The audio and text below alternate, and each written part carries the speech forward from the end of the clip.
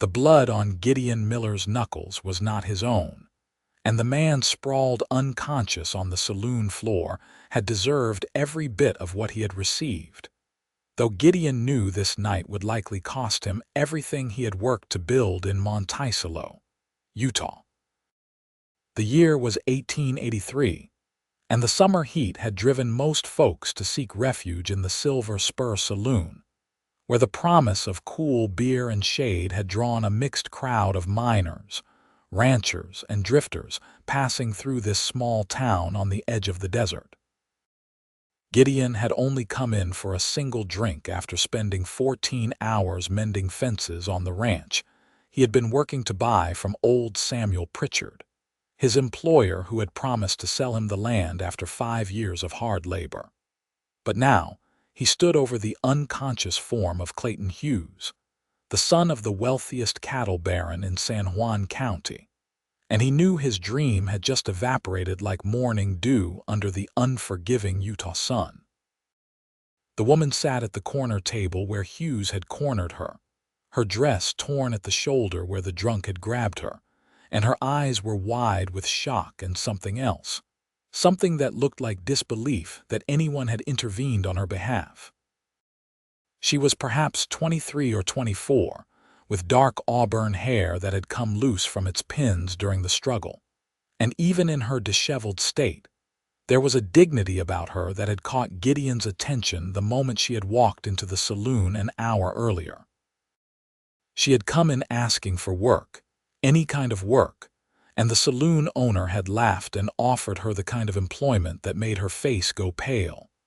And she had been trying to leave when Hughes had grabbed her arm and pulled her to that corner table. Gideon was 26 years old, and in his years working ranches from Texas to Utah, he had seen plenty of men mistreat women, but something about the way this woman had tried to maintain her composure even as Hughes had pawed at her had ignited something in him that he could not ignore. He had crossed the room in 4 long strides, pulled Hughes away from her, and when the cattle baron's son had taken a drunken swing at him, Gideon had responded with 3 quick punches that had left Hughes crumpled on the floor like a discarded shirt. The saloon had gone silent, except for the tinny sound of the piano that had stopped mid-song, and now every eye in the room was on Gideon, and he could see the calculations happening behind those stares, the mental tallying of what this would cost him, what it would cost anyone who had dared to lay hands on Marcus Hughes's boy. The bartender, a thick-necked man named Donald Perry, wiped his hands on his apron and shook his head slowly, and Gideon knew that gesture meant he would not be welcome here again. Perhaps not welcome in Monticello at all. Once Marcus Hughes heard what had happened. "You better leave town, Miller," Perry said, his voice carrying across the silent room. "Marcus Hughes will have your head for this, and you know it. That woman is not worth what is coming for you." Gideon looked at the woman, who still sat frozen at the table, her green eyes locked on his face with an intensity that made his breath catch. She was beautiful, yes, but it was more than that. There was intelligence in those eyes, and strength, and a vulnerability that made him want to stand between her and every cruel thing this world could throw at a woman traveling alone. He picked up his hat from where it had fallen during the scuffle, dusted it against his leg, and walked over to her table. "Madam," he said, his voice rough from the adrenaline still coursing through his veins, "I think you should come with me. This is not a safe place for you right now." She stared at him for a long moment, her lips parted as if she wanted to speak but could not find the words. Then she stood, her legs shaking slightly, and she gathered her small carpet bag from where it sat beside the chair. They walked together toward the saloon doors, and Gideon could feel the weight of every gaze following them, could hear the whispers starting already, the way gossip spreads like wildfire in a small town where nothing much happens until everything happens at once. Outside, the evening air was still hot, the sun just beginning to set behind the red rock formations that surrounded Monticello, painting the sky in shades of orange and purple that would have been beautiful if Gideon's mind had been capable of appreciating beauty at that moment. His horse, a sturdy bay gelding named Rusty, stood tied to the hitching post, and Gideon led the woman toward the animal, his mind racing through options that all seemed to lead to the same conclusion. He needed to get her somewhere safe, and then he needed to figure out what he was going to do about Marcus Hughes and the retribution that would certainly come. "Wait," the woman said, her voice quiet but firm. She stopped walking and turned to face him, and in the fading light he could see tears tracking through the dust on her cheeks, though her voice did not waver. "Why did you risk everything for a stranger like me?" The question hung in the air between them, and Gideon found himself without an easy answer. He had acted on instinct, on some deep-seated belief that a man should protect those who could not protect themselves. But standing here looking into her eyes, he realized it had been more than that. Something about her had called to something in him, some recognition that went beyond logic or reason. "Because it was the right thing to do," he said finally, though even as he spoke the words, he knew they were insufficient. "Because no woman deserves to be treated like that, and because I could not stand by and watch it happen. My name is Gideon Miller, and I am sorry that I could not do it in a way that did not draw such attention." "Emma Oliver," she said, extending her hand in a gesture that seemed oddly formal given the circumstances. "And you have nothing to apologize for, Mr. Miller. You saved me from something I do not wish to imagine. But that man, Clayton Hughes, the bartender said his father is Marcus Hughes. I have heard that name even in my short time in Utah. He owns half the territory, they say." Gideon took her hand, noting the calluses on her palm that spoke of hard work, the way her grip was firm despite her trembling. "More than half, if you listen to Marcus himself. He is the kind of man who believes his money puts him above any law, and his son has grown up learning that same lesson. But that does not mean what happened in there was right, and it does not mean I regret stopping it." "But your life here," Emma said, and now her voice did break slightly. "The bartender said you should leave town. Do you have family here, a job, a home?" "A job I will certainly lose," Gideon admitted. "I have been working for Samuel Pritchard for 5 years, saving every penny to buy his ranch. He promised to sell it to me this fall, but Samuel does business with Marcus Hughes. Once Marcus hears what happened, Samuel will not be able to sell to me even if he wanted to, not without risking his own livelihood. As for family, I have none in Monticello. My parents died when I was young, and I have been moving from place to place ever since, looking for somewhere to call home." Emma's eyes filled with fresh tears, and she shook her head slowly. "Then I have destroyed your future. Everything you worked for, 5 years of your life, gone because you defended a stranger who means nothing to anyone." "You mean something," Gideon said, surprised by the vehemence in his own voice.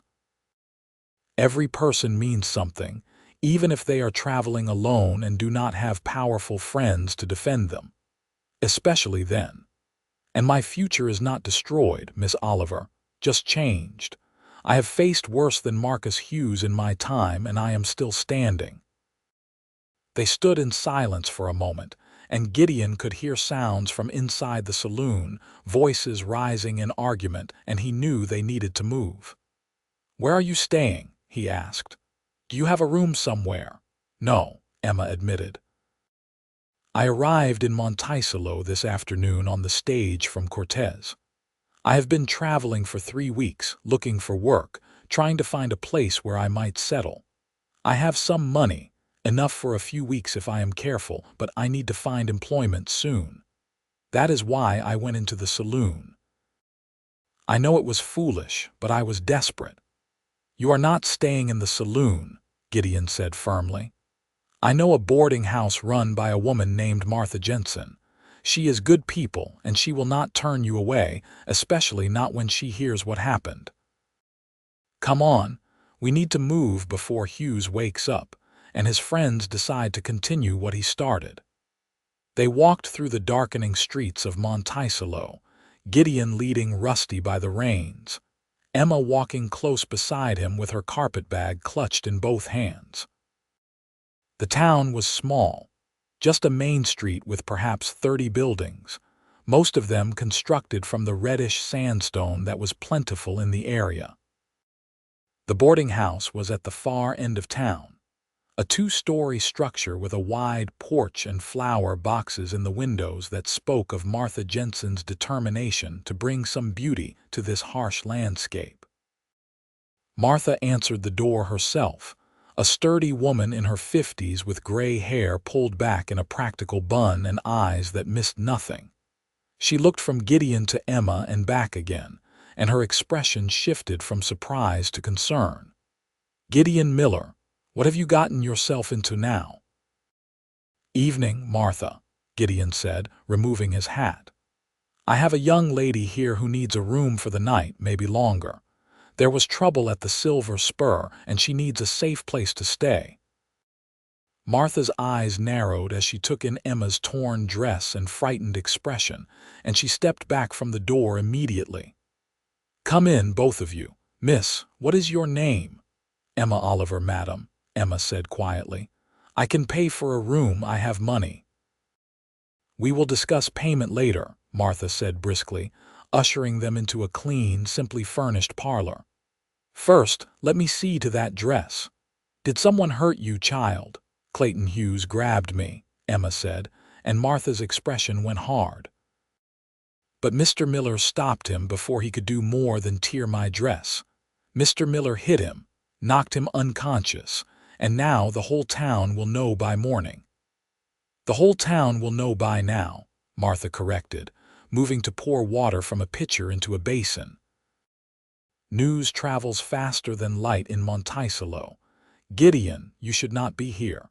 Marcus Hughes will be looking for you, and I cannot have trouble in my boarding house." "I understand," Gideon said. "I just wanted to make sure Miss Oliver was somewhere safe before I figure out my next move." "I will leave now." "Wait," Emma said again, and both Gideon and Martha turned to look at her. She set down her carpetbag and moved to stand directly in front of Gideon, and in the lamplight he could see the determination that had replaced the fear in her eyes. "You cannot just leave. You said yourself that your job is gone, that your chance to buy that ranch is gone. What will you do?"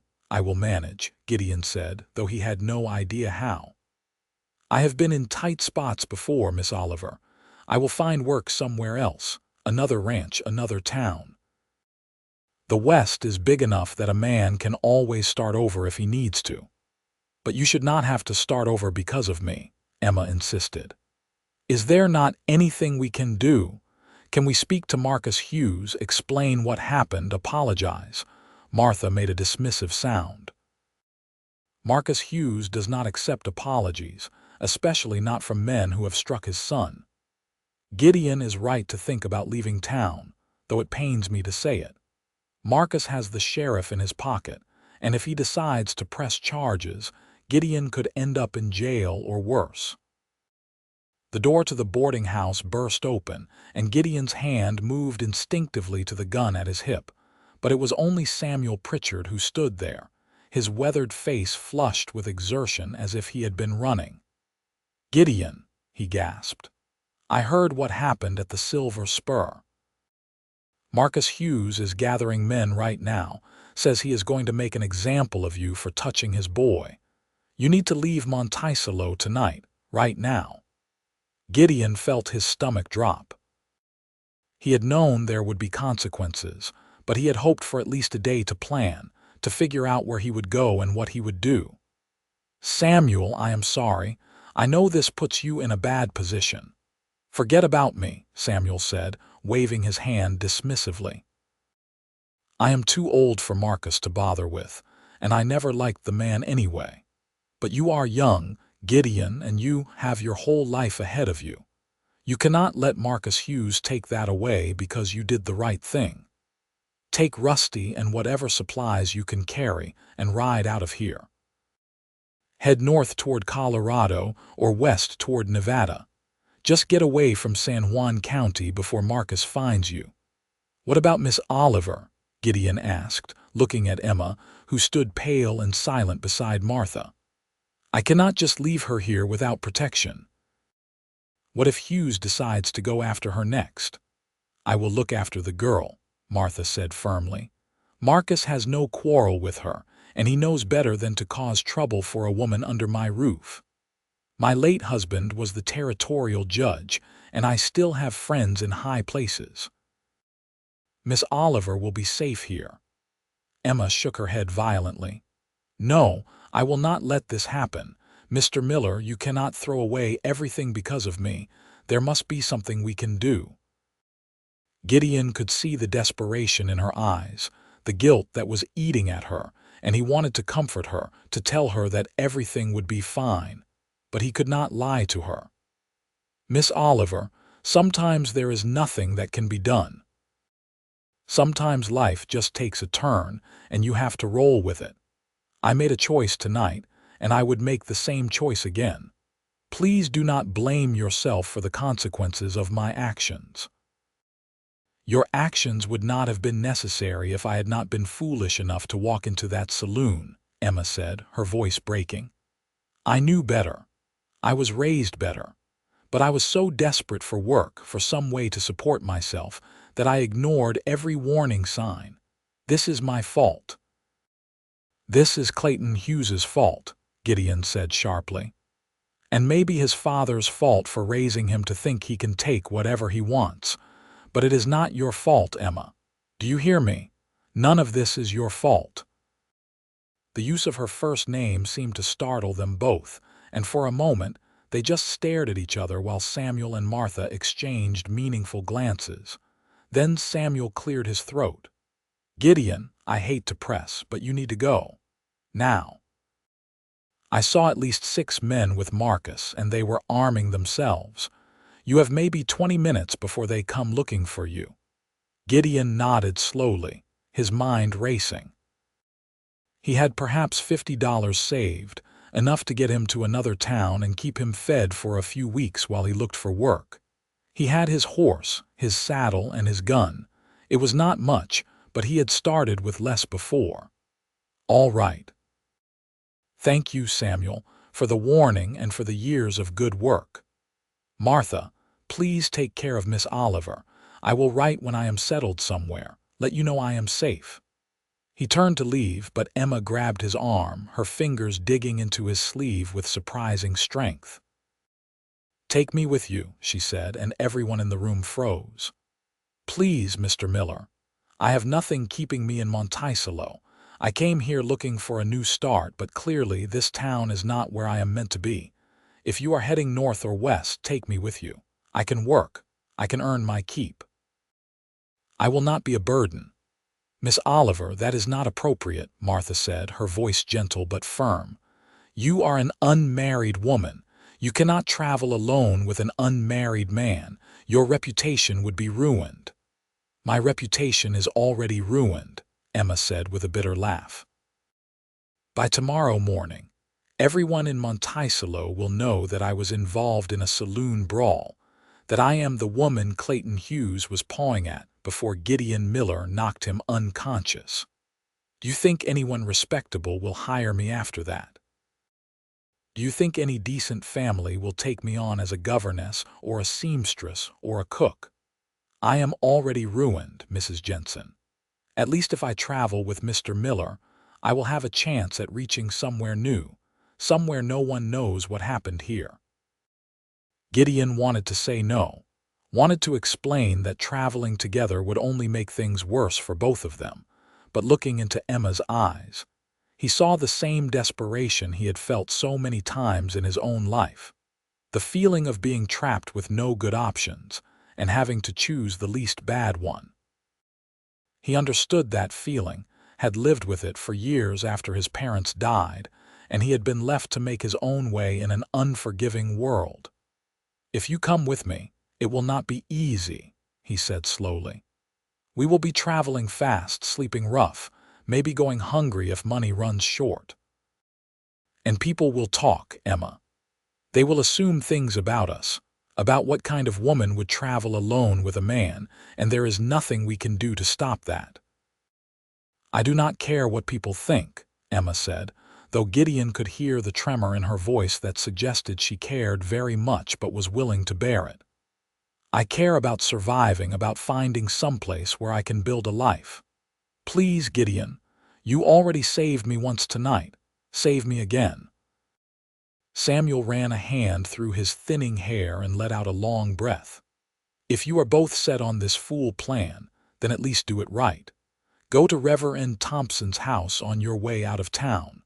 Wake him up and have him marry you. It will take 10 minutes, and then at least Miss Oliver will have the protection of being your wife. People might still talk, but they will not be able to say anything that is not legal and proper." Gideon felt like the floor had dropped out from under him. Marriage. He had never seriously considered marriage, had always figured it was something for men who had settled down and made something of themselves, not for drifters like him who never stayed in one place long enough to build a life. But looking at Emma, seeing the hope and fear warring in her expression, he found himself seriously considering Samuel's suggestion. "That is a lot to ask," he said quietly, speaking directly to Emma. "Marriage is not something to enter into lightly, especially not marriage between two people who met just an hour ago. You do not know me, Emma. You do not know if I am a good man or a bad one, if I will treat you well or poorly. All you know is that I stopped Clayton Hughes from hurting you." "I know more than that," Emma said, her voice steady now. "I know that you risked your future for a stranger, that you stood up to a powerful man's son to protect someone weaker than yourself, that you are concerned about my reputation and my safety even when your own life is in danger. Those are not the actions of a bad man, Gideon Miller, and I may not know everything about you, but I know enough to trust you more than I trust anyone else in this town." Martha stepped forward and took Emma's hand, her expression serious. "Child, are you certain about this? Marriage is forever, or it should be. You cannot undo it just because you change your mind later." "I am certain," Emma said, squeezing Martha's hand. "I have been on my own for 3 months, Mrs. Jensen, ever since my father died and left me with nothing but debts. I have learned that sometimes you have to make hard choices quickly, and you do not get the luxury of thinking about them for weeks or months. This feels like the right choice. Gideon feels like the right choice." Gideon felt something shift in his chest, some barrier he had built around his heart beginning to crack. He had been alone for so long, had convinced himself that he preferred it that way. But standing here with Emma looking at him like he was some kind of hero instead of just a ranch hand who had thrown a few punches, he realized how much he had been missing. "All right," he heard himself say. "We will go to Reverend Thompson. We will get married.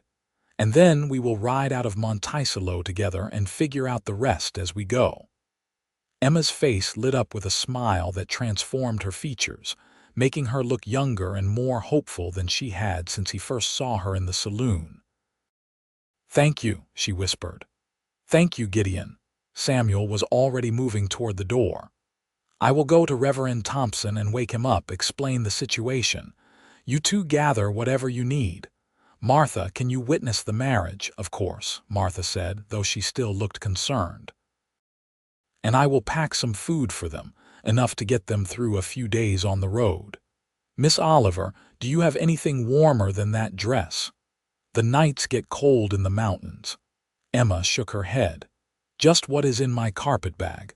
I had to sell most of my clothes to pay for the stage fare."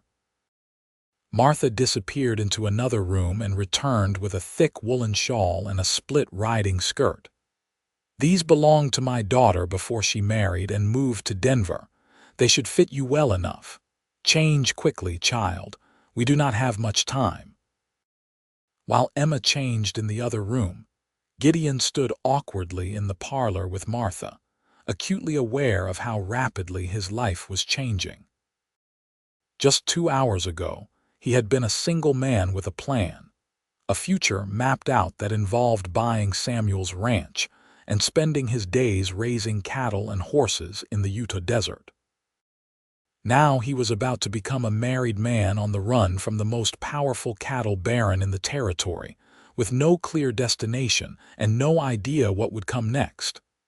"She is a good girl," Martha said quietly, watching him with shrewd eyes.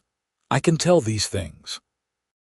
She has been through something hard recently, something that has shaken her, but there is strength in her. She will make you a good wife if you treat her well." "I barely know her," Gideon said, voicing the doubt that was gnawing at him. "What if we are making a terrible mistake?" "You might be," Martha admitted, "but you might also be making the best decision of your life. Sometimes fate pushes us in directions we would never choose for ourselves, and we end up exactly where we need to be. My husband and I married after knowing each other for 3 days. Everyone said we were crazy, that it would never last, but we had 32 good years together before he passed. It is not about how long you have known someone, Gideon. It is about what you are willing to build together." Emma emerged from the back room wearing the riding skirt and a fresh blouse that Martha must have provided, her hair now neatly pinned back and the shawl wrapped around her shoulders. She looked different somehow, more prepared for what lay ahead, and Gideon felt a surge of admiration for her resilience. She had been through a traumatic experience, had watched a stranger destroy his life to protect her, and now she was preparing to marry that stranger and ride off into the unknown, and through it all, she maintained her composure and her dignity. Samuel returned, slightly out of breath. "Reverend Thompson is awake and waiting at his house. He is not happy about being roused at this hour, but he understands the urgency. We need to go now." They moved through the dark streets of Monticello like shadows, Gideon leading Rusty, Emma walking close beside him, and Samuel and Martha flanking them like guards. The Reverend's house was a small adobe structure near the church, and Thompson himself stood on the porch with a lamp, his nightshirt tucked hastily into his trousers and his gray hair standing up in all directions. "This is highly irregular," he said by way of greeting. "Samuel tells me you are in some kind of trouble with Marcus Hughes, Miller." "Yes, sir," Gideon said. "I defended Miss Oliver here from his son's unwanted advances, and now we need to leave town. But we do not want to travel together unmarried. It would not be proper." Thompson looked at Emma, his expression softening slightly. "Miss, do you enter into this marriage of your own free will? No one is forcing you." "No one is forcing me," Emma said clearly. "I choose this freely, Reverend. Gideon Miller is a good man, and I am willing to be his wife." "And you, Miller? You understand that marriage is a sacred covenant, not to be entered into lightly or for mere convenience." "I understand, sir," Gideon said, and he was surprised to realize he meant it. This was not just about protecting Emma's reputation or giving her safe passage out of Monticello. Something about this moment felt right, felt like the beginning of something important, even if he could not explain why. "I will honor this marriage and treat Emma with the respect she deserves." Thompson nodded slowly. "Very well. Come inside. This will be quick, but it will be legal and binding. Martha, Samuel, you will serve as witnesses." The ceremony took less than 10 minutes, conducted in Thompson's small parlor with only the 5 of them present. Gideon had no ring to offer Emma, but Thompson said they could obtain one later when circumstances allowed.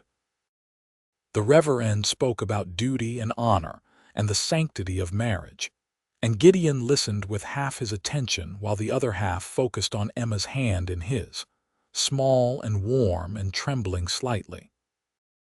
When Thompson asked if he took Emma Oliver to be his lawfully wedded wife, Gideon heard himself say, "I do," in a voice that sounded stronger and more certain than he felt. Emma's voice was quiet but steady when she spoke her own vows, and when Thompson pronounced them man and wife, there was a moment of awkward silence before the Reverend said, "You may kiss your bride, Mr. Miller." Gideon had not thought that far ahead, and judging by the way Emma's eyes widened, neither had she. But with Martha and Samuel and Reverend Thompson all watching expectantly, there was nothing to do but lean down and brush his lips gently against Emma's. It was the briefest of kisses, barely more than a touch, but Gideon felt it all the way to his toes, a spark of something that might have been attraction or might have been just nerves, but felt significant nonetheless. "Congratulations, Mr. and Mrs. Miller," Thompson said, shaking Gideon's hand. "I will file the marriage certificate with the county clerk tomorrow. Now you better get moving. I heard Marcus Hughes and his men riding past about 5 minutes ago, heading toward the boarding house. They will figure out soon enough that you are not there." Samuel pressed a small leather pouch into Gideon's hand. "There is $100 in there, money I was saving for my retirement. Take it and do not argue. Consider it a wedding gift and payment for 5 years of hard work. You earned every penny, Gideon. Now use it to build a life with your new wife." Gideon wanted to refuse, to tell Samuel he could not accept such generosity, but Emma's hand squeezed his, and he realized she was right. They needed every advantage they could get, and pride was a luxury they could not afford. "Thank you, Samuel. For everything. I will pay you back someday." "Just be happy," Samuel said gruffly. "That is all the payment I need. Now go before Marcus Hughes decides to burn down Monticello looking for you." They left through the back door of the Reverend's house, Martha having insisted on packing Emma's carpet bag onto Rusty's saddle along with the food and supplies she had gathered. Gideon helped Emma mount the horse, then swung up behind her, and they rode out of Monticello heading north, leaving behind the only life Gideon had built in 5 years and stepping into a future that was completely unknown. The night was clear and cool, the stars brilliant overhead in the way they only are in the high desert, where there are no city lights to dim their glow. Emma sat stiffly in front of Gideon, clearly uncomfortable with the intimacy of sharing a horse, and he tried to give her as much space as possible while still maintaining control of Rusty. They rode in silence for the first hour, putting distance between themselves and Monticello, and Gideon kept listening for the sound of pursuit, for the thunder of hooves that would mean Marcus Hughes had found their trail. But the night remained quiet, except for the rhythmic sound of Rusty's hooves and the occasional cry of a coyote in the distance. They followed the road north toward Monticello's connection to the larger trails that led into Colorado, and as the miles passed, Gideon felt some of the tension leave his shoulders. They were not safe yet, not by a long shot, but at least they had gotten out of town before Marcus Hughes could organize a proper pursuit. "Are you all right?" he asked Emma quietly, and she jumped slightly at the sound of his voice, as if she had been lost in her own thoughts. "Yes," she said, though her voice was tight with exhaustion. "Just tired, and trying to process everything that has happened tonight. This morning I woke up on a stage heading to what I hoped would be a new beginning. Tonight I am married to a man I just met and fleeing into the wilderness. It is a lot to take in. We can stop soon if you need to rest," Gideon offered. "There is a place about another hour north where the road passes through some rock formations. We can shelter there until morning, let Rusty rest, and figure out our next move." "An hour," Emma repeated. "I can manage an hour. Gideon, I need to ask you something, and I need you to be honest with me." "All right," Gideon said warily. "Do you regret this? Marrying me, I mean. If I had not asked you to take me with you, you could have ridden out of Monticello alone, traveled faster, hidden your trail more easily. Instead, you are saddled with a wife you do not know and probably do not want. So do you regret it?" Gideon considered the question carefully, knowing that his answer mattered, that it would set the tone for whatever kind of marriage they managed to build together. "I do not regret it," he said finally. "I will not lie and say this is how I imagined my life going, or that I am not scared about what comes next. But I do not regret marrying you, Emma. You needed help, and I was able to give it. And maybe, if we are lucky and if we work at it, this marriage of convenience might turn into something more, something real." He felt Emma relax slightly against him, some of the stiffness leaving her spine. "Something real," she echoed. "I would like that. I would like to build something real with you, Gideon Miller, if you will have me." "I will have you," Gideon said, and he was surprised by how much he meant it. "For better or worse, we are in this together now. We will figure it out as we go." They reached the rock formations just as Gideon had promised, a cluster of red sandstone boulders that formed a natural shelter from the wind and prying eyes. Gideon helped Emma down from the horse, noting how she swayed on her feet from exhaustion, and he quickly unsaddled Rusty and set up a small camp. They could not risk a fire that might give away their position, so they ate cold biscuits and dried meat from Martha's supply pack and drank water from Gideon's canteen. Emma sat on a flat rock, the woolen shawl wrapped tightly around her shoulders, and Gideon could see her struggling to keep her eyes open. "You should sleep," he said gently. "I will keep watch for a few hours, make sure no one followed us out of Monticello." "We should both sleep," Emma said. "You must be as tired as I am, and we will need our strength tomorrow.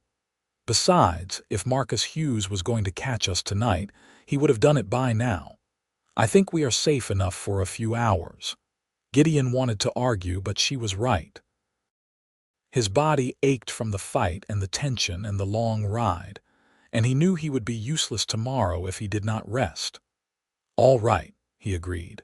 "But we are leaving before dawn, traveling as far as we can before the sun gets too hot."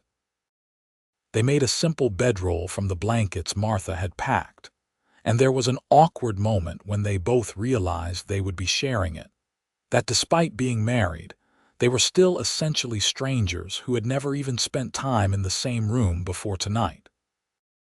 Emma lay down first, turning on her side to face away from him, and Gideon lay down carefully behind her, leaving a few inches of space between them. "Gideon," Emma whispered into the darkness, "thank you for everything. For defending me, for marrying me, for giving me a chance at a life I thought I had lost. I will try to be a good wife to you, I promise." "And I will try to be a good husband," Gideon whispered back. "We will figure this out together, Emma, one day at a time." He heard her breathing even out as she fell asleep, and despite his intention to stay alert, Gideon found his own eyes growing heavy. The last thing he remembered before sleep claimed him was the warmth of Emma's presence beside him and the feeling that maybe, just maybe, he had made the right choice.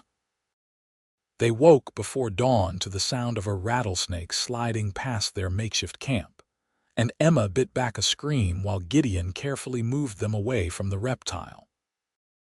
It was not an auspicious start to their first full day as husband and wife, but at least it got their blood pumping and chased away the last cobwebs of sleep. They ate a quick breakfast of more biscuits and started riding north again as the sky began to lighten in the east. The landscape around them was breathtaking in the early morning light. All red rock and twisted juniper trees and vast expanses of empty desert stretching toward distant mountains.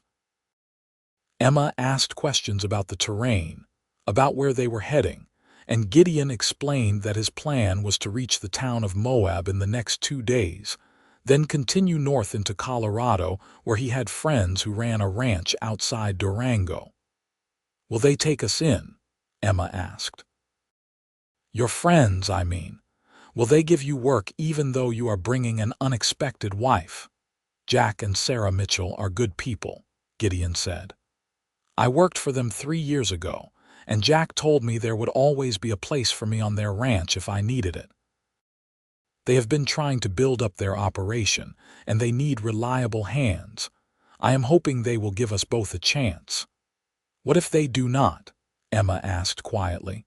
"What if Marcus Hughes sends word ahead, warns other ranchers not to hire you?" "Then we will figure something else out," Gideon said with more confidence than he felt. "There is always work for people willing to do it, Emma. We might have to go farther than Colorado, might end up in Wyoming or Montana, but we will find someplace where we can settle. I promise you that." They rode steadily through the day, stopping only to rest Rusty and to stretch their own sore muscles. The horse was strong and willing, but carrying 2 riders was harder work than carrying one, and Gideon could tell the animal was tiring. By late afternoon, when they stopped beside a small creek to water the horse and refill their canteen, Gideon made a decision. "We need to get you your own horse," he said to Emma. "Rusty cannot carry both of us all the way to Colorado. There is a small settlement about 10 miles west of here, just a trading post and a few houses. We can stop there tomorrow, see if anyone has a horse to sell." "Will we have enough money?" Emma asked. "You said Samuel gave you $100, but horses are expensive, and we will need that money for food and supplies." "We will make it work," Gideon said. "A horse is not a luxury right now, Emma. It is a necessity. And if we run short of money, well, I can always find day work at ranches along the way. We will not starve, I promise you that." That night they camped in a grove of cottonwood trees near the creek, and for the first time they risked a small fire to cook some of the bacon Martha had packed. The smell of cooking meat made Gideon's stomach growl, reminding him that they had been eating cold food for over a day, and Emma's face lit up with pleasure when she took her first bite of the hot meal. "This is delicious," she said, licking grease from her fingers. "I cannot remember the last time I had hot food. These past few months, traveling from town to town looking for work, I have been eating whatever I could afford, and it was usually stale bread and old cheese." "Tell me about yourself," Gideon said, settling back against a tree trunk. "You said your father died 3 months ago. What happened? Where are you from originally?" Emma was quiet for a moment, staring into the fire. "I am from a small town in Kansas called Abilene. My father was a banker there, a respectable man with a good reputation. My mother died when I was young, so it was just the 2 of us for most of my life. He gave me a good education, taught me to read and write and do figures, said that a woman needed to be able to take care of herself in this world. I thought we were well off, thought I would eventually marry some nice young man from a good family and live out my life in comfort." She paused, her expression darkening. "But after my father died, I learned the truth. He had been gambling, losing money steadily for years. By the time he passed, there was nothing left. The bank took our house, his creditors took everything else, and I was left with a few dollars and the clothes on my back. The nice young men from good families suddenly had no interest in marrying a penniless orphan, and none of the respectable families in town would hire me because of the scandal around my father's debts." "So you left," Gideon said quietly. "So I left," Emma confirmed. "I have been traveling for 3 months, working whatever jobs I could find, moving on when the money ran out or when I realized there was no future in whatever town I had landed in. Monticello was supposed to be different. I heard they were building new businesses there, that there were opportunities for people willing to work hard. Instead, I walked into that saloon and nearly got myself killed. Or worse." Gideon reached across the fire and took her hand, feeling the calluses that told the story of her hard journey. "You are safe now," he said. "And you have me. I know I am not much, just a cowboy with no prospects and a powerful enemy, but I will do everything in my power to take care of you. That is a promise, Emma." Emma's eyes were bright with unshed tears when she looked at him. "You are more than you think, Gideon Miller. You are kind and brave and honorable, and I am grateful every day that you were in that saloon when I walked in. I know this marriage started as a practical arrangement, a way to protect my reputation and give me safe passage out of town. But I meant what I said earlier. I want to build something real with you. I want to be a true wife to you, not just a woman you are stuck with because of circumstances." Gideon felt his heart beating faster, felt that same spark he had experienced during their brief wedding kiss. "I want that too," he admitted. "I have been alone for so long, Emma. I had convinced myself that I did not need anyone, that I was better off on my own. But spending this time with you, getting to know you, I am starting to realize how wrong I was. I think maybe we could be good together, you and me, if we give ourselves a chance."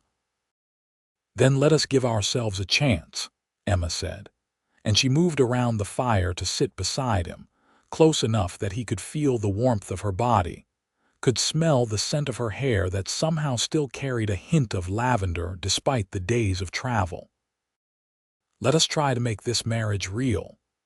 Gideon put his arm around her shoulders, and Emma leaned into him with a sigh of contentment. They sat like that for a long time, watching the fire burn down to embers, and for the first time since they had fled Monticello, Gideon felt something like peace settle over him. Yes, they were running from a powerful enemy. Yes, their future was uncertain and they had no clear plan beyond reaching Colorado. But they had each other, and somehow that felt like enough. They reached the trading post the next afternoon, a ramshackle collection of buildings surrounded by corrals holding horses and cattle. The owner was a grizzled man named Pete Carson, who looked at them with suspicious eyes until Gideon explained they needed to buy a horse and were willing to pay cash. Cash had a magical effect on Pete's attitude, and soon they were examining the horses in his corral. Most of the animals were old or half-wild, clearly cast-offs that Pete had acquired cheaply and was hoping to sell for a profit.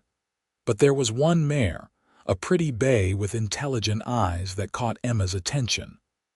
"That one," she said, pointing. "Can I try her?" Pete looked surprised. "You ride, madam. Most ladies I know prefer a buggy." "I grew up riding," Emma said with a hint of pride. "My father kept horses, and I spent half my childhood on horseback. I am not afraid of horses, Mr. Carson. I just need one that is sound and willing." Pete brought out the mare, and Emma approached her confidently, speaking softly and offering her hand for the horse to sniff. Within minutes, she was in the saddle, putting the mare through her paces in the corral, and Gideon could see that she had not been exaggerating about her riding skills. She sat the horse well, her hands light and confident on the reins, and the mare responded eagerly to her direction.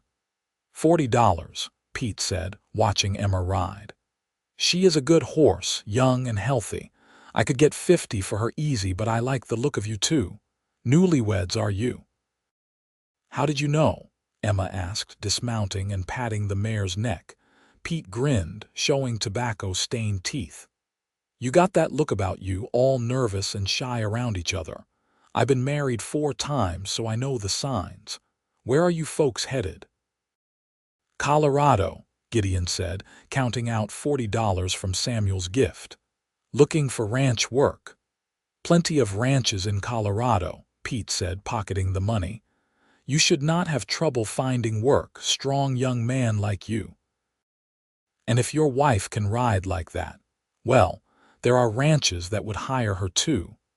I know a few operations that employ women as ranch hands during the busy seasons. They left the trading post with Emma riding her new mare, which she had promptly named Belle, and Gideon back on Rusty. Having two horses meant they could travel faster and farther each day, and Gideon felt his spirits lift as they rode north. The danger from Marcus Hughes still loomed over them, but with each mile they put between themselves and Monticello, that danger felt a little less immediate. They made good time over the next several days, camping under the stars and talking late into each night about their pasts, their hopes, their fears. Gideon learned that Emma loved reading but had been forced to sell most of her books to pay for her travels, that she had a gift for cooking despite their limited provisions, and that she had a sharp wit that made him laugh in ways he had not laughed in years. Emma learned that Gideon had been orphaned at 12 when cholera took both his parents, that he had taught himself to read using a single battered Bible he had carried for years, and that his greatest dream was to own land of his own someday, a place where he could build something permanent and lasting. They crossed into Colorado on the 6th day of their journey, and Gideon felt a weight lift from his shoulders. They were out of Utah now, out of Marcus Hughes's immediate territory. The cattle baron still had connections in Colorado, still had the power to cause trouble for them if he was determined enough, but at least they had some breathing room. The landscape changed as they traveled deeper into Colorado, the red desert giving way to pine forests and steep mountain valleys. The air grew cooler, and Emma wrapped herself in Martha's shawl even during the day. They followed the main trail toward Durango, stopping occasionally at ranches along the way where Gideon would ask about work and news from the south. No one had heard anything about Marcus Hughes sending men after a cowboy who had hit his son, and Gideon began to hope that maybe, just maybe, the cattle baron had decided they were not worth the effort of pursuit. They reached Durango on a sunny afternoon 2 weeks after fleeing Monticello, and Gideon led them directly to the Mitchell Ranch about 5 miles outside of town. The ranch was larger than he remembered, with a fine house and several outbuildings that spoke of prosperity and good management. As they rode up the long drive, Gideon saw a tall man with red hair emerge from the barn, and recognition hit him like a physical blow. "Gideon Miller," Jack Mitchell called, his face breaking into a huge grin. "I thought you were down in Utah, working toward buying your own place." "What brings you to Colorado?"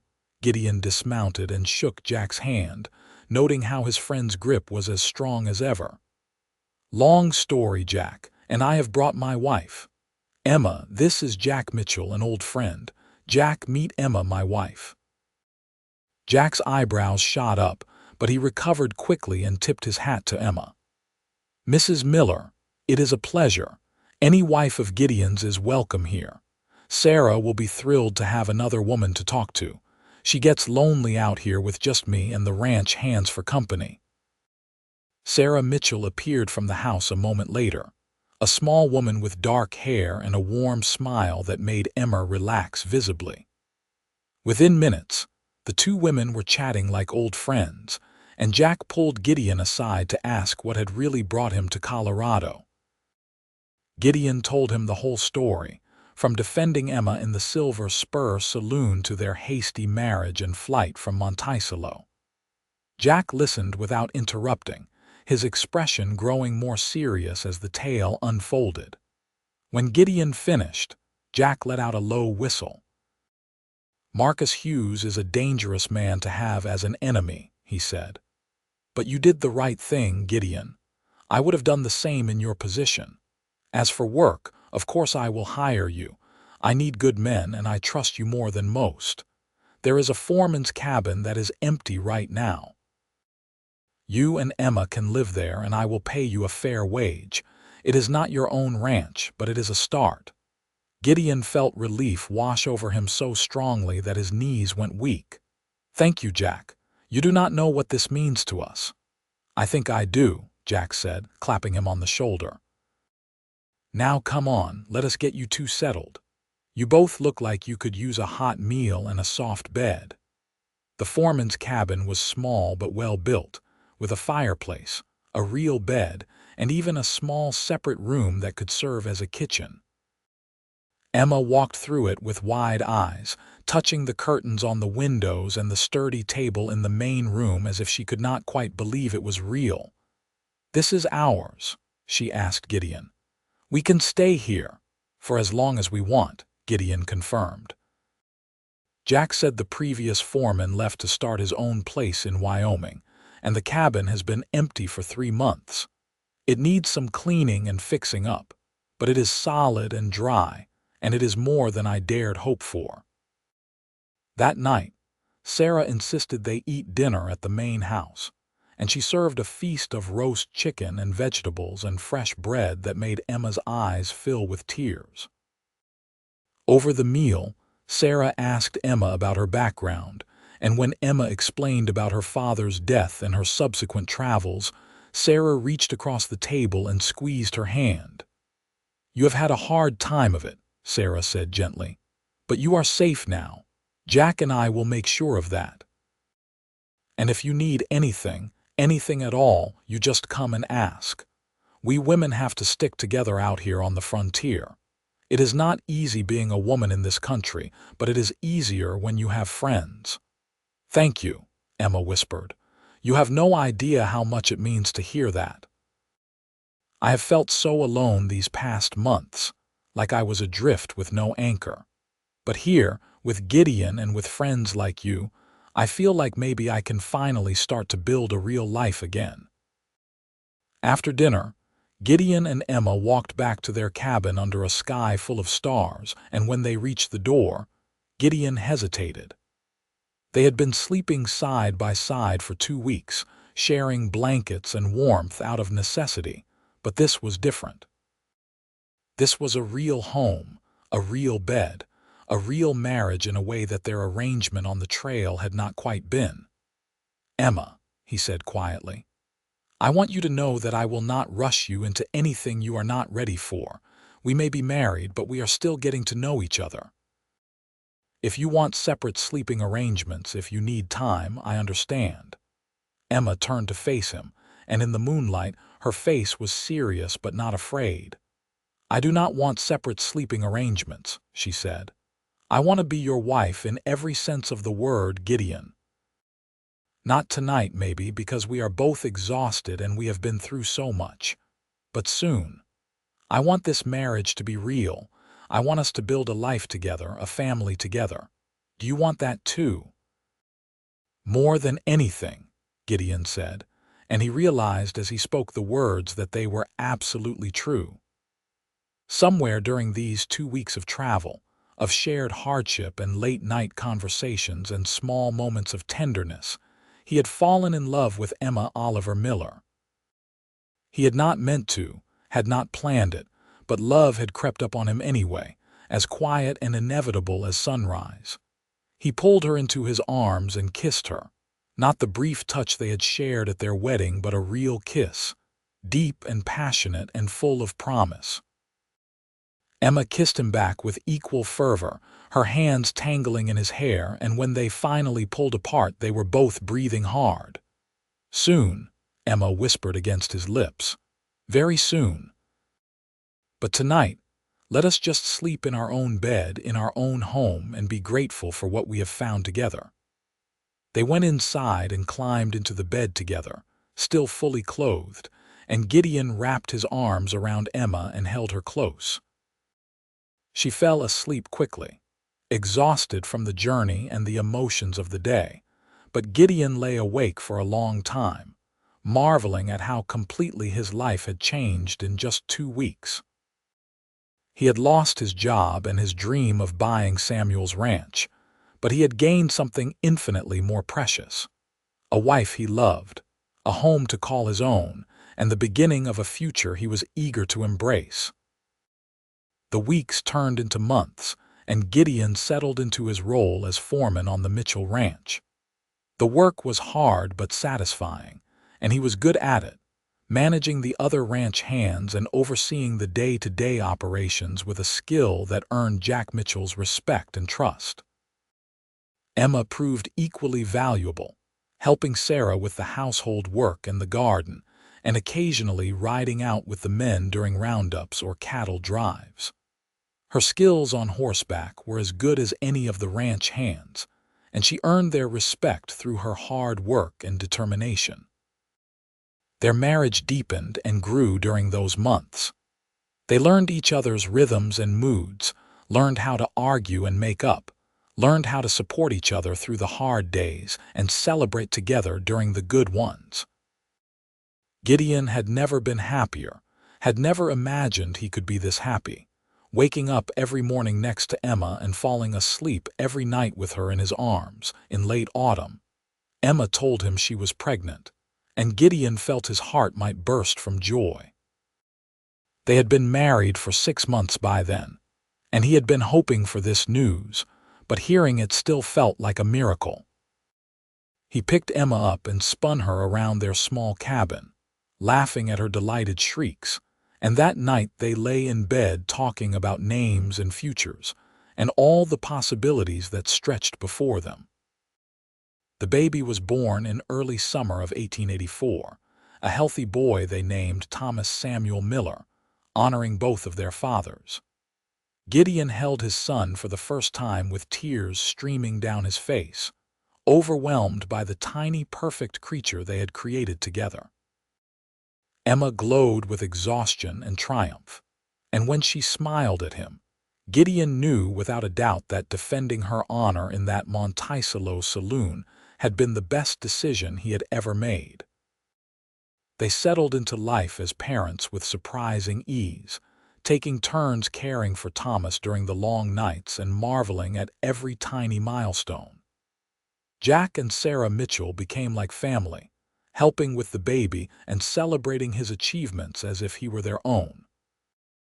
The ranch prospered under Gideon's management, and Jack began talking about making him a partner, giving him a stake in the operation that would mean real security for his growing family. It was in the spring of 1885, when Thomas was almost a year old, that the past finally caught up with them. Gideon was in the barn shoeing a horse when one of the ranch hands came running in, his face pale with concern. "Boss, there is a group of men riding up the road," the hand said. "6 of them, well armed, and they have the look of trouble." Gideon's blood ran cold. He had not thought about Marcus Hughes in months, had allowed himself to believe they were safe in Colorado, but now he realized that safety had been an illusion. He walked out of the barn to see 6 riders approaching the ranch house, and even from a distance, he recognized the man in the lead. Clayton Hughes himself, not his father, riding toward them with vengeance in his eyes. Gideon's mind raced. Emma was in the cabin with Thomas. Jack was in town buying supplies. Sarah was in the house, and the ranch hands were scattered across the property doing various chores. He was outnumbered and outgunned, but he would not let these men hurt his family. He had defended Emma once before, and he would defend her again, no matter the cost. He walked out to meet the riders, his hand resting casually on his gun, trying to project a confidence he did not feel. Clayton Hughes pulled his horse to a stop about 10 feet away, and Gideon could see that the young man's face was marked with scars, probably from the beating Gideon had given him in the Silver Spur Saloon. "Gideon Miller," Clayton said, his voice dripping with venom. "I have been looking for you for over a year. My father wanted to let it go, said you were not worth the trouble of tracking down, but I could not let it go. You humiliated me, Miller. You made me look like a fool in front of half of Monticello, and now I am here to collect what you owe me." "I do not owe you anything, Hughes," Gideon said calmly. "You attacked an innocent woman and I stopped you. That is all that happened. If you want to blame someone for your humiliation, look in a mirror." Clayton's face flushed red and his hand moved toward his gun. Big words from a man who is outnumbered 6-1. I could kill you right here, Miller, and no one could stop me. You could try, Gideon said. But I am a lot better with a gun than I was with my fists that night, Hughes. You might get me, but I guarantee you that I will get you first. Is your pride really worth dying for? Maybe it is, Clayton said, and Gideon saw the young man's fingers flex near his gun. This was it, Gideon realized. This was where it all ended, in a dusty yard in front of his home, leaving Emma a widow and Thomas without a father. But before Clayton could draw, a voice rang out from the house. Clayton Hughes, you touch my husband and you will deal with me. Gideon turned to see Emma standing on the porch of the cabin, Thomas in one arm and a rifle in her other hand. The rifle was pointed directly at Clayton, and from the way Emma held it, there was no doubt she knew how to use it. Sarah Mitchell stood beside her, also armed, and now Gideon heard the sound of the ranch hands emerging from the various buildings, all of them carrying guns and moving to form a protective circle around him. Clayton looked around at the suddenly hostile crowd and seemed to reassess the situation. Mrs. Miller, he said, his voice uncertain now, this is between your husband and me. You should stay out of it. Nothing is between you and my husband, Emma said coldly. My husband defended me from your attack, and if you had any honor at all, you would thank him instead of tracking him down like some kind of criminal. You are not welcome here, Mr. Hughes. Take your men and leave our property before we are forced to make you leave. Clayton's face was a mask of rage and frustration, but he was smart enough to recognize when he was beaten. He was outnumbered now, and if he started a fight, it would not end well for him or his men. This is not over, Miller, he said, but his voice lacked conviction. My father will hear about this. Let him hear, Gideon said. We are not in Utah anymore, Hughes. Your father's power does not extend to Colorado, and Jack Mitchell has friends in this territory who would not take kindly to you threatening his employees. Go home. Move on with your life. Let the past stay in the past. For a long moment, Clayton just stared at him, and Gideon could see the war happening behind his eyes, the struggle between his wounded pride and his survival instinct. Finally, survival won out. Clayton jerked his horse's reins and turned away, and his men followed him. They rode back down the drive and disappeared into the distance, and Gideon let out a breath he had not realized he was holding. Emma lowered the rifle and handed Thomas to Sarah, then ran to Gideon and threw her arms around him. He held her tight, feeling her trembling against him, and he realized that she had been terrified but had faced down 6 armed men anyway to protect him and their family. I thought I was going to lose you, Emma whispered against his chest. When I saw those men ride up, when I realized who they were, I thought this was how it ended.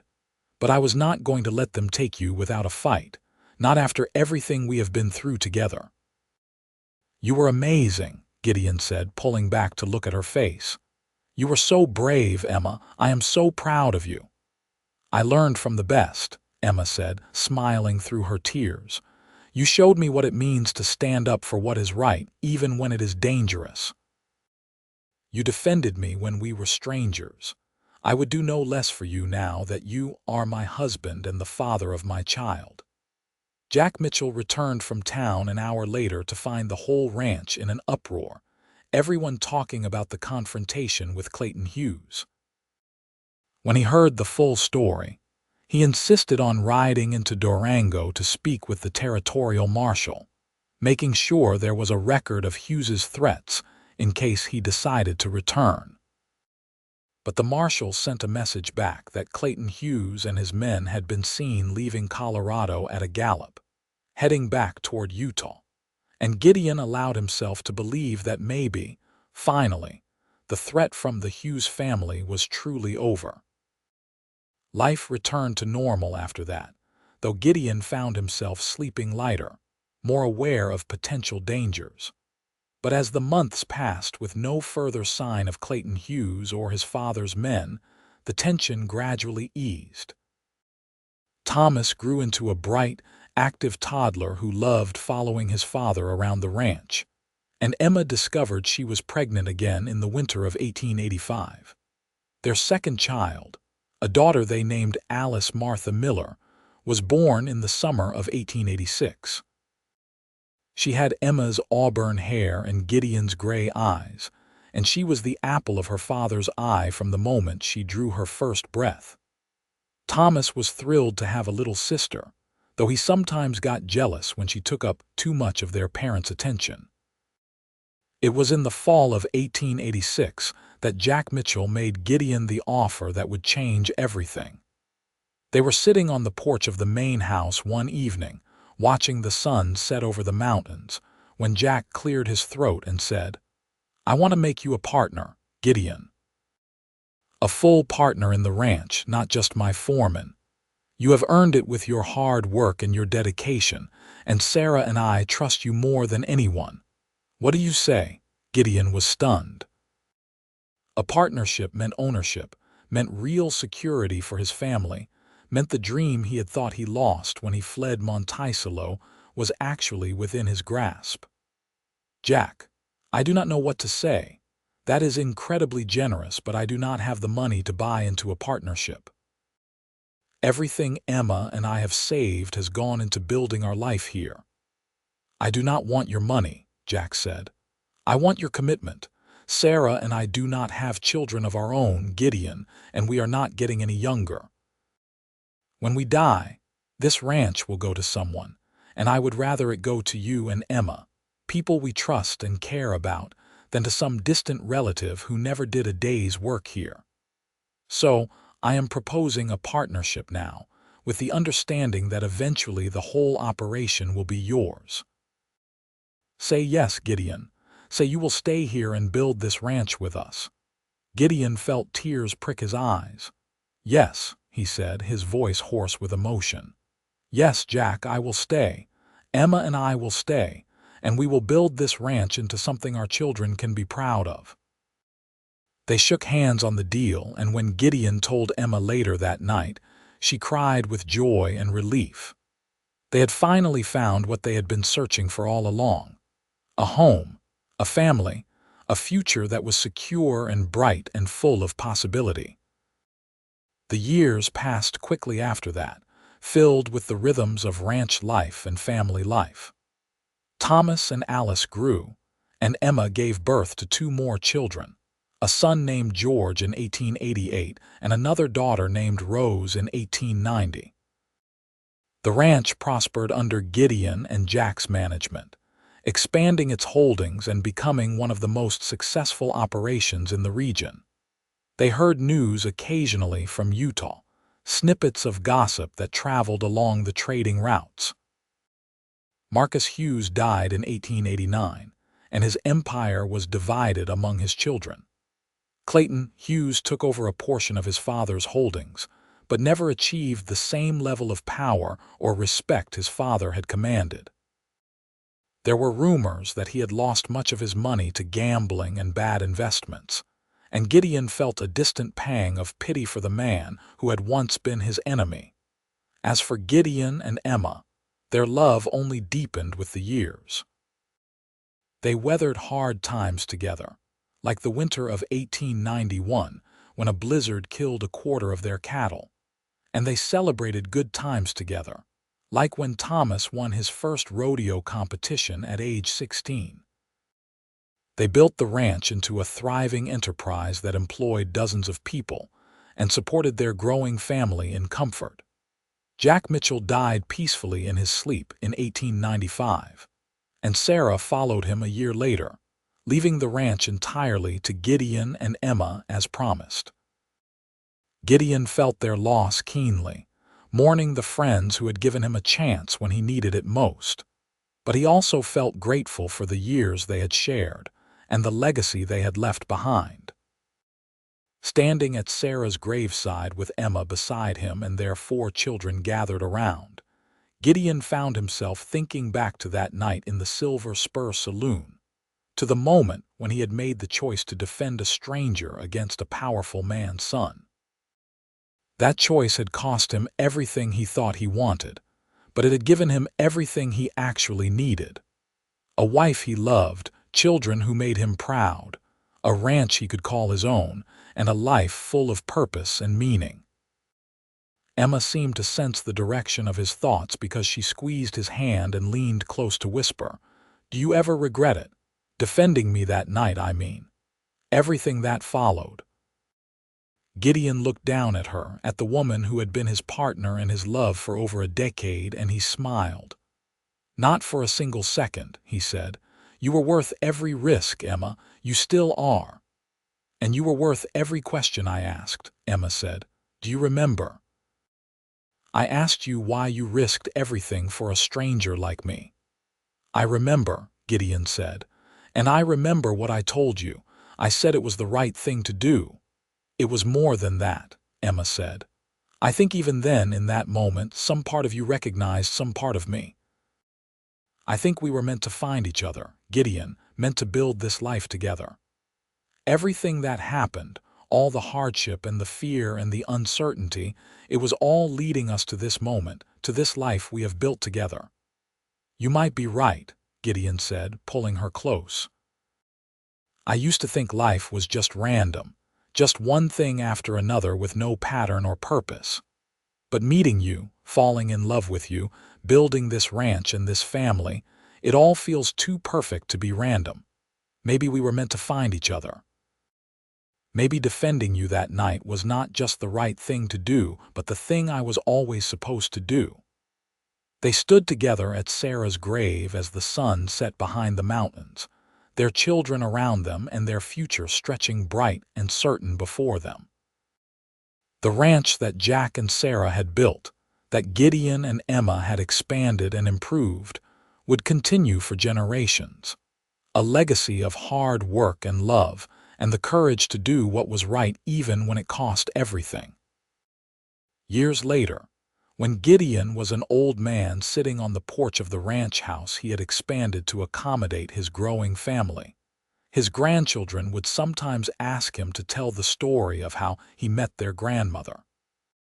And he would tell them about the Silver Spur Saloon in Monticello, Utah, about the scared young woman being attacked by a powerful man's son, about the split-second decision to intervene that had changed the course of his entire life. "But why did you do it, Grandpa?" they would ask. "Why did you risk everything for a stranger?" And Gideon would smile and look over at Emma, still beautiful even with silver in her auburn hair, still his partner and his love after more than 4 decades of marriage. "Because she was not really a stranger," he would say. "I did not know it then, but she was my future. She was everything I had been searching for without knowing what I was searching for. And when you find that, when you recognize it, even if you do not understand it yet, you fight for it with everything you have. That is what love is, children.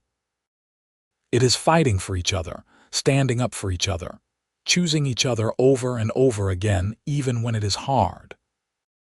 Emma would reach over and take his hand, their fingers interlacing with the ease of long practice, and she would add, "And sometimes the best things in life come from the worst moments.